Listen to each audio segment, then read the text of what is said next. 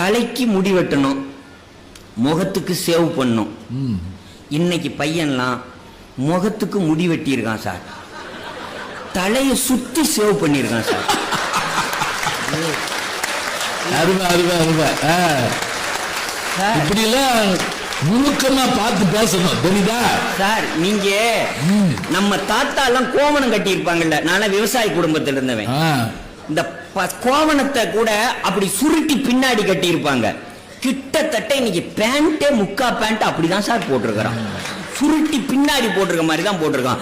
நீங்க தலையில பாத்தீங்கன்னா சுத்தி வலிச்சு, நீங்க மலை பாதை அமைப்பாங்க பாத்தீங்களா, படிக்கட்டு இல்ல படிக்கட்டு. நடுவர் அவர்களே, மலைக்கு பாதை அமைக்கணும்னா மலை அப்படி சரிச்சுக்கிட்டே போய் சுத்தமா அப்படி மேல இருக்கிற கோயில் கும்பிடுவாங்க. இந்த பையன் சுத்திலையும் வலிச்சு மேல வளர்க்கிறான் சார், கூம்பு மாதிரி. அது என்னடானா மலை கோயில் கோபுரங்கிறான் சார். கும்பிட்டேன். நீங்க தலையிலேயே தொங்கும் தோட்டம் எல்லாம் நடத்துறான் சார். பாபிலோன் தொங்கும் தோட்டம் எல்லாம் வச்சிருக்கிறான், மாடி தோட்டம் எல்லாம் வச்சிருக்கிறான்.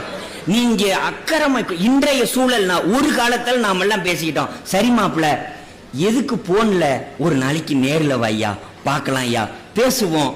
இன்னைக்கு சரி மாப்பிள்ள அதிகம் பேச நேரம் இல்ல, போன்ல பேசு அப்புறங்கிறான். நீங்க சிவாஜி கணேசன் சொன்னீங்கல்ல சார், அவருடைய ஃபேஸையே 1000 புக்கா எழுதலாம் சார். அவருடைய ஃபேஸே புக்கா இருந்த சிவாஜி கணேசன் முகத்துக்கு நிகர் 1000 ஃபேஸ்புக் வருமா என்பது என் கேள்வி. நடுவர் அவர்களே, இந்த உலகத்துல என்னமோ பெரிய கொரோனா அப்படின்னார் சார். நான் சொல்லல, இனி வருங்காலத்துல கொரோனாவின் வருகைக்கு பிறகு 2 மருத்துவர்கள் அதிகம் தேவைப்படுகிறார்கள். வருங்காலத்தில் மருத்துவத்துக்கு படிக்கனா கூட இந்த துறையில 2 மருத்துவர்கள் படிக்கலாம். என்னன்னா, கழுத்து பிரச்சனை நிறைய வந்துருச்சான் சார். கழுத்து பிரச்சனை, சர்விக்கல் ப்ராப்ளம். இன்னொன்னு, கண் மருத்துவர்கள் அதிகம் தேவைப்படுகிறார்கள்னா எப்ப பார்த்தாலும் இப்படியே இருக்கான் சார். நான் நினைக்கிறேன், மனித இனம் தலை நிமிந்திர கூடாதுன்னு யோசிச்ச எவனோ செல்போனை கண்டுபிடிச்சிருக்காங்க. நீங்க அதாவது இப்படி இருந்ததாக நிமிந்த மனுஷன் நடுவருக்கு பழையபடி போயிட்டா. நீங்க ரோட்ல நின்னுகிட்டு இப்படிங்கிறான், பஸ் ஸ்டாண்ட்ல நின்னுகிட்டு இப்படிங்கிறான், பஸ்ல உட்காந்துக்கிட்டு இப்படிங்கிறான். இப்படியே பண்ணி இப்படியே போயிடுவானோன்னு எனக்கு பயமா இருக்கு. பக்தி உலகம் சொல்கிறது கூன்பாண்டியனாய் இருந்தவனை நின்ற சீர் நெடுமாறனாக மாற்றுவதற்கு மதுரைக்கு ஒரு ஞான சம்பந்தர் வந்தார். அதனால கூன்பாண்டியனாகவே இருக்கிறவர்களை செல்போனை தூக்கி எறிஞ்சிட்டு நின்ற சீர் நெடுமாறனாக மாற்றுவதற்கு மதுரையின் ஞான சம்பந்தர் ஒரு நல்ல தீர்ப்பை தரணும்.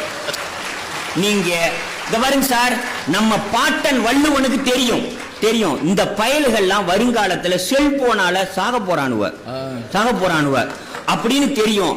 அதனாலதான் வள்ளுவர் சொல்றாரு அப்பவே, நீ எதை காப்பாத்தாட்டாலும்